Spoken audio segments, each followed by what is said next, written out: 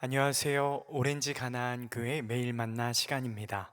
오늘 우리에게 주시는 하나님의 말씀은 고린도전서 11장 17절에서 26절 말씀입니다. 함께 읽으며 오늘 일용할 양식 나누겠습니다. 내가 명하는 이 일에 너희를 칭찬하지 아니하나니 이는 너희의 모임이 유익이 못되고 도리어 해로움이라. 먼저 너희가 교회에 모일 때에 너희 중에 분쟁이 있다함을 듣고 어느 정도 믿거니와 너희 중에 파당이 있어야 너희 중에 옳다 인정함을 받은 자들이 나타나게 되리라. 그런즉 너희가 함께 모여서 주의 만찬을 먹을 수 없으니 이는 먹을 때에 각각 자기의 만찬을 먼저 갖다 먹음으로 어떤 사람은 시장하고 어떤 사람은 취함이라. 너희가 먹고 마실 집이 없느냐? 너희가 하나님의 교회를 업신여기고 빈궁한 자들을 부끄럽게 하느냐? 내가 너희에게 무슨 말을 하랴? 너희를 칭찬하랴? 이것으로 칭찬하지 않노라. 내가 너희에게 전한 것은 주께 받은 것이니 곧 주 예수께서 잡히시던 밤에 떡을 가지사 축사하시고 떼어 이르시되 이것은 너희를 위하는 내 몸이니 이것을 행하여 나를 기념하라 하시고 식후에 또한 그와 같이 잔을 가지시고 이르시되 이 잔은 내 피로 세운 새 언약이니 이것을 행하여 마실 때마다 나를 기념하라 하셨으니 너희가 이 떡을 먹으며 이 잔을 마실 때마다 주의 죽으심을 그가 오실 때까지 전하는 것이니라. 아멘. 저는 사역을 하다가 잠시 쉬는 시간이 생기면 주차장에 나가 교회 건물을 가만히 바라보곤 합니다. 우리 교회 참 아름답습니다. 저는 모든 건물을 좋아하지만 특히 3개의 노란색 종이 있는 종탑을 특별히 더 좋아합니다. 오늘 본문에 등장하는 고린도 교회, 이 교회는 과연 어떠한 모습이었을까요?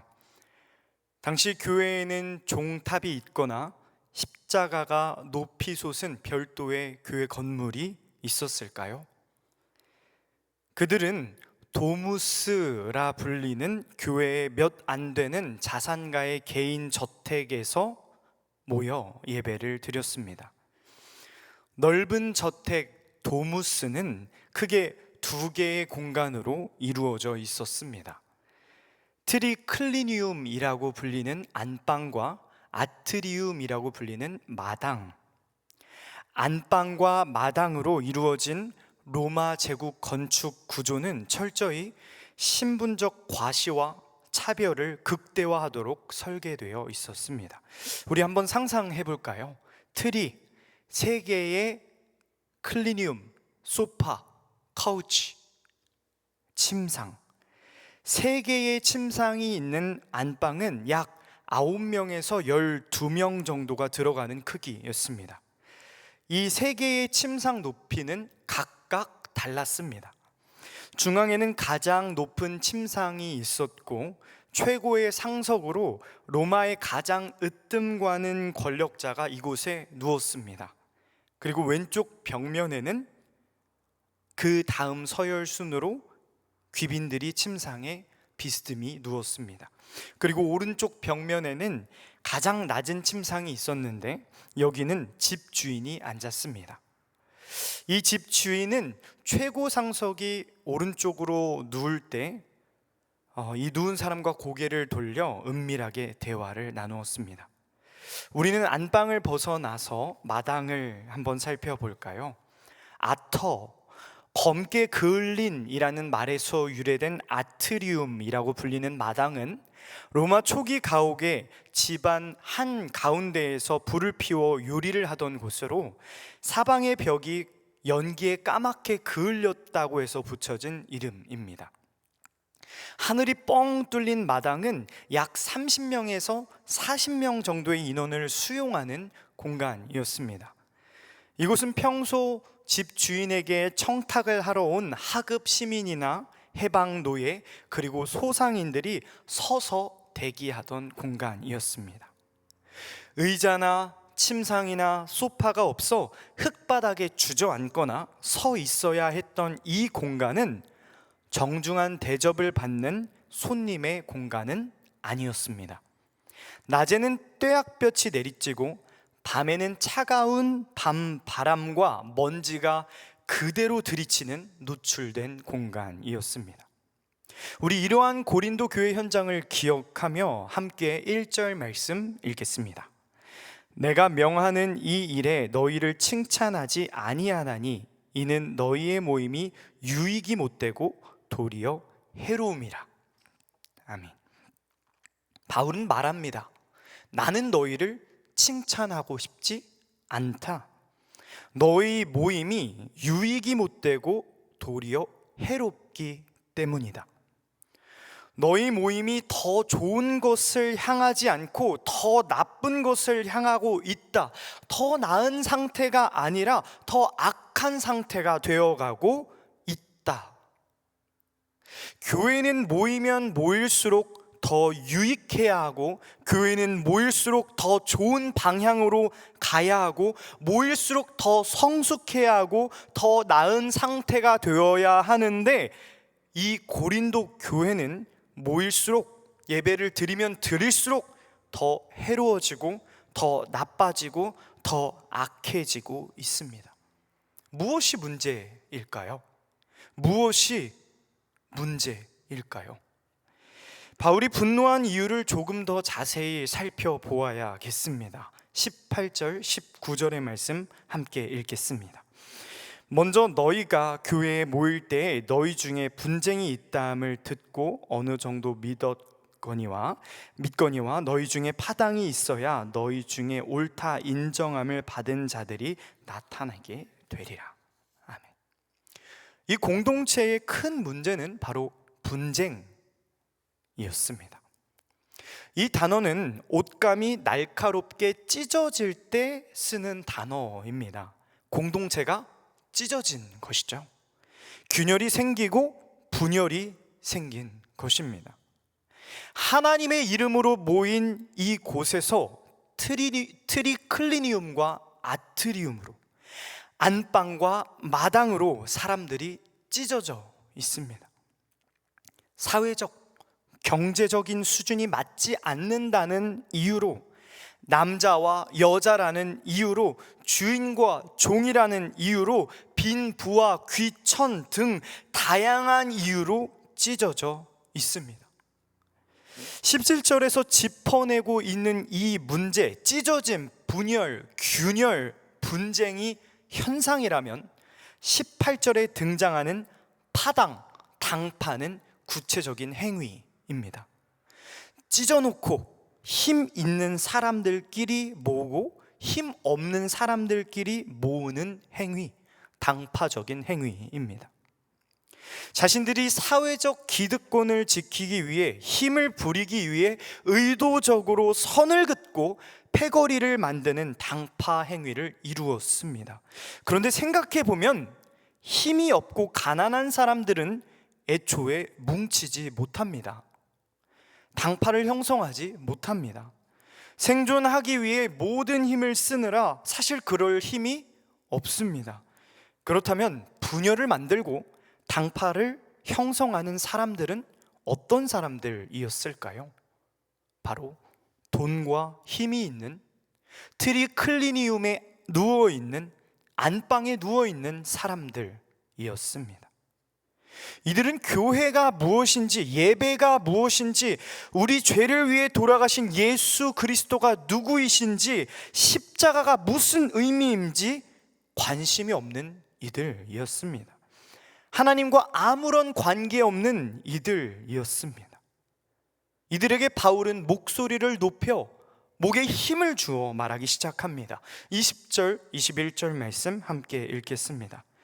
그런즉 너희가 함께 모여서 주의 만찬을 먹을 수 없으니 이는 먹을 때에 각각 자기의 만찬을 먼저 갖다 먹음으로 어떤 사람은 시장하고 어떤 사람은 취함이라.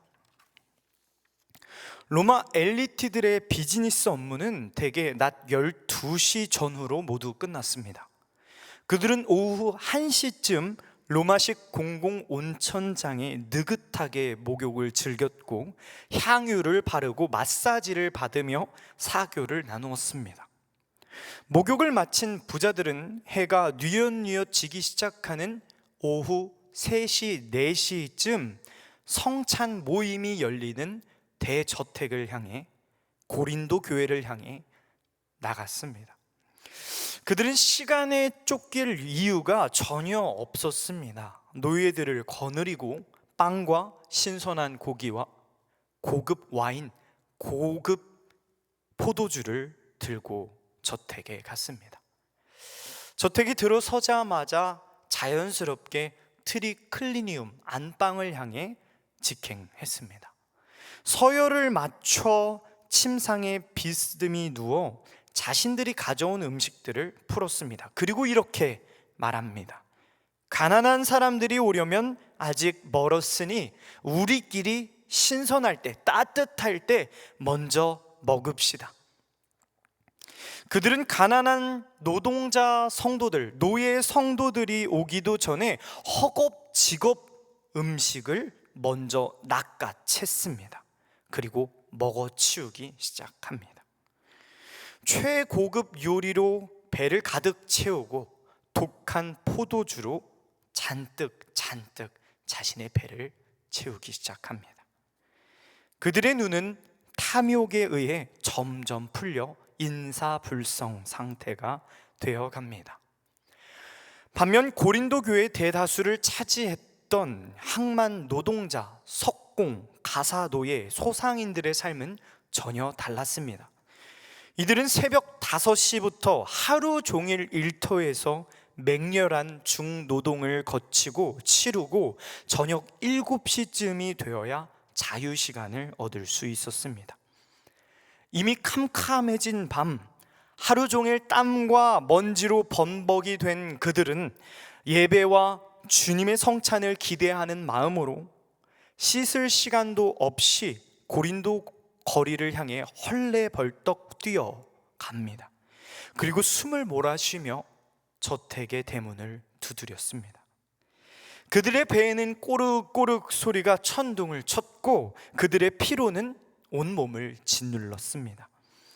대문에 들어서자마자 그들이 갈 곳은 정해져 있었습니다. 어디였을까요? 아트리움, 흙먼지가 흩날리는 마당 바닥이었습니다. 그곳에 철푸덕 앉은 그들에게 주어진 음식은 어떠한 음식이었을까요? 부자들이 먹다 남긴 빵 부스러기, 식어서 말라 비틀어진 음식 찌꺼기였습니다. 환대가 아닌 천대를 받고 있는 이들은 세상에서 받았던 배제와 소외, 차별과 무시를 또다시 뼈저리게 경험합니다.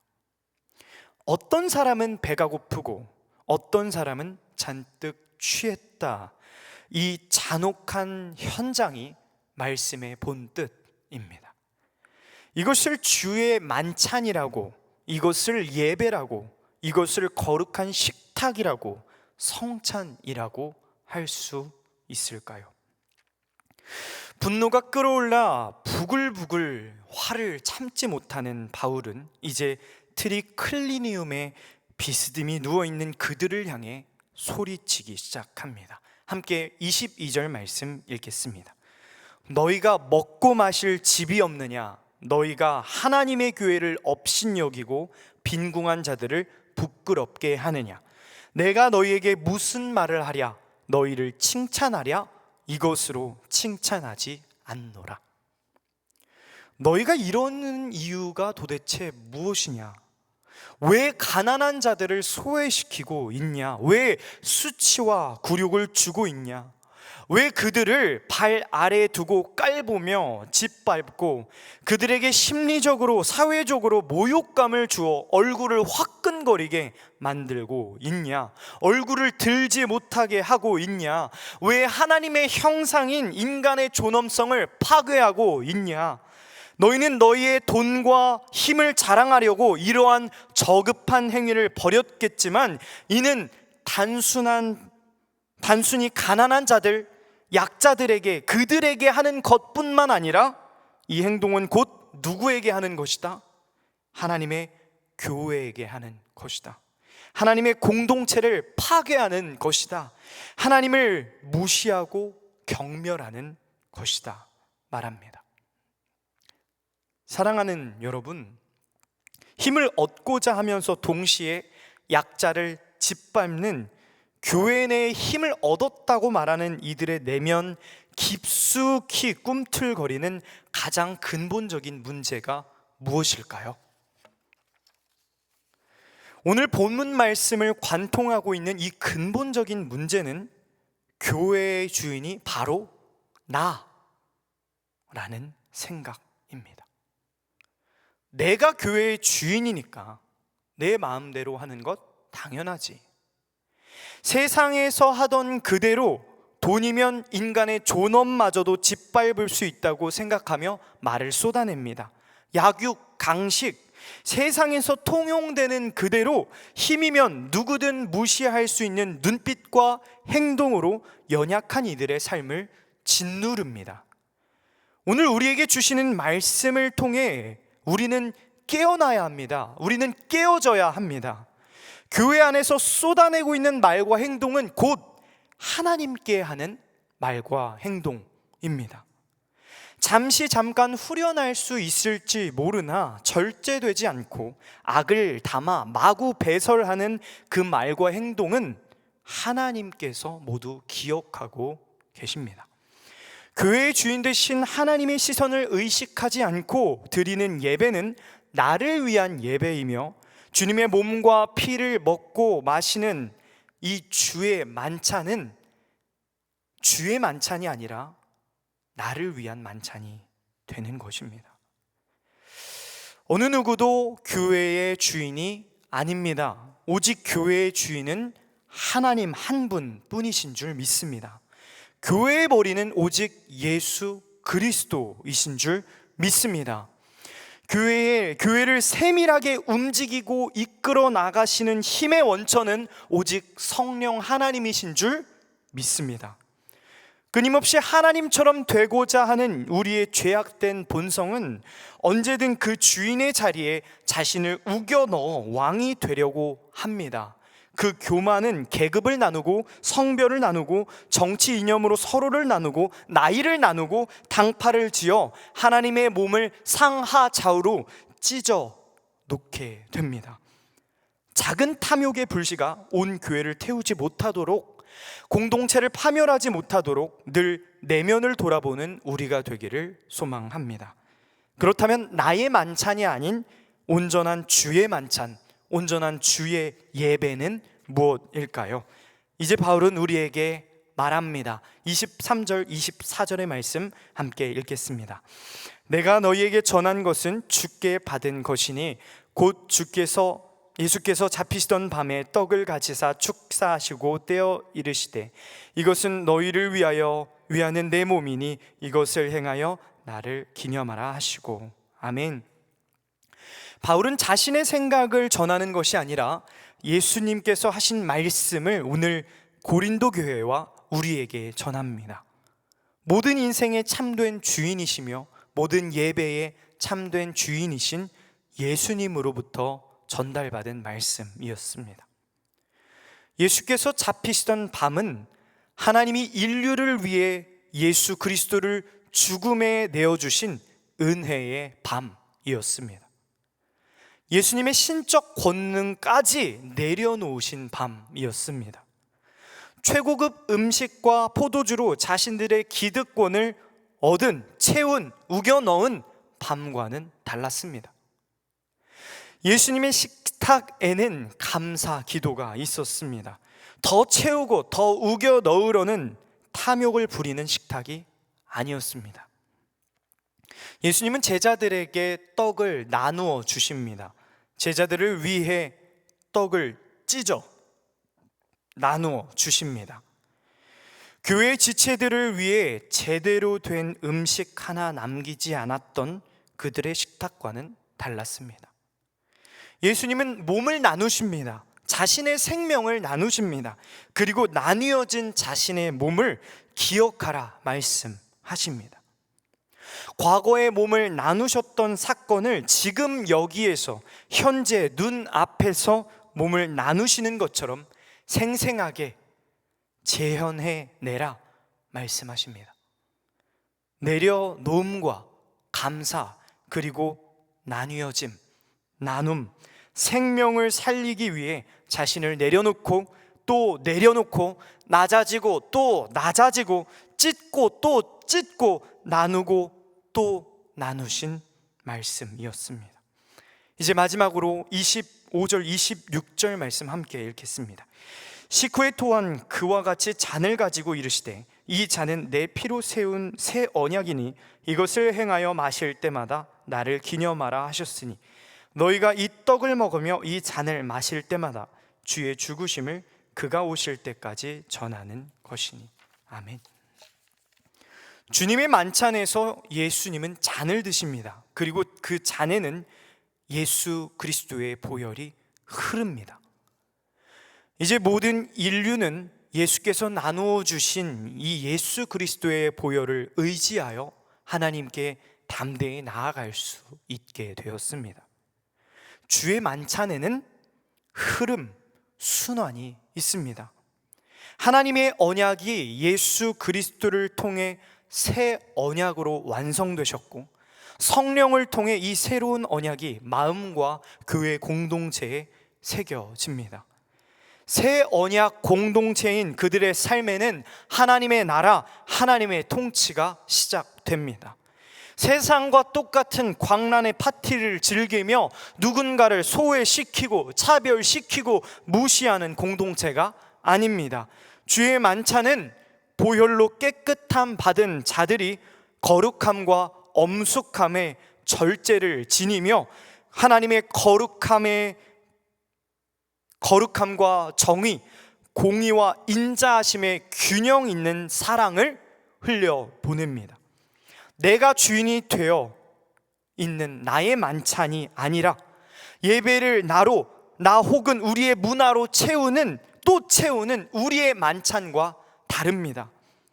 내려놓음과 감사, 나눔, 그리고 순환은 이 세상 속에서, 이 세상을 닮은 교회 속에서 예수 그리스도께서 우리의 주인 되심을 기억하게 하며, 교회의 거룩한 기초와 머리 되신 예수 그리스도가 하나님이 우리의 왕 되심을 기억하게 합니다.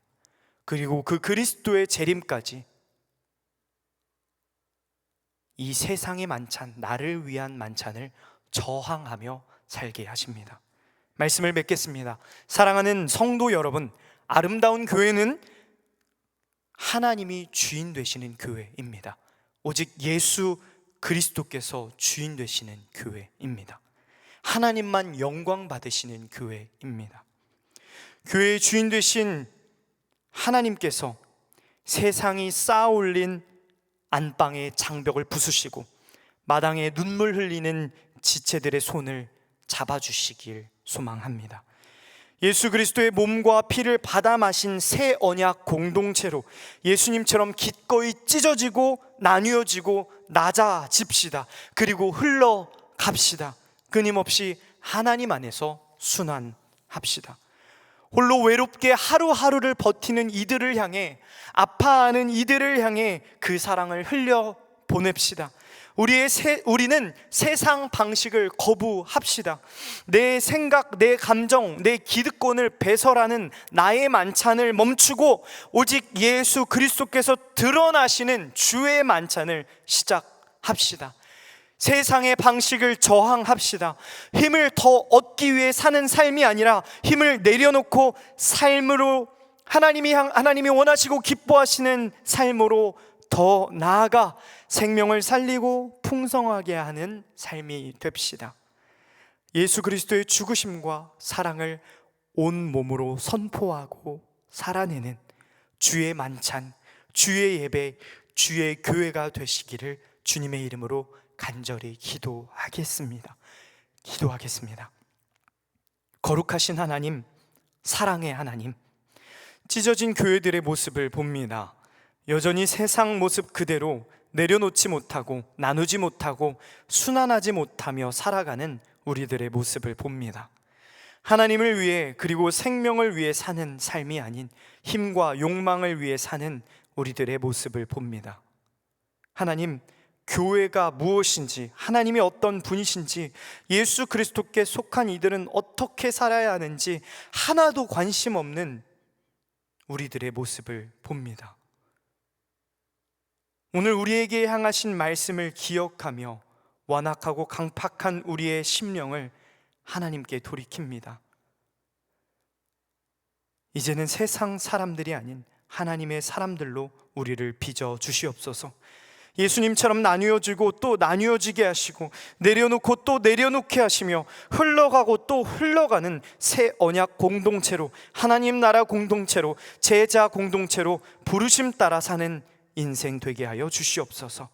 나의 만찬의 자리에서 세상의 영광을 추구하는 것이 아닌 하나님의 영광을 추구하며 생명을 살리는 교회로 세우실 하나님을 기대하며 예수님 이름으로 기도합니다.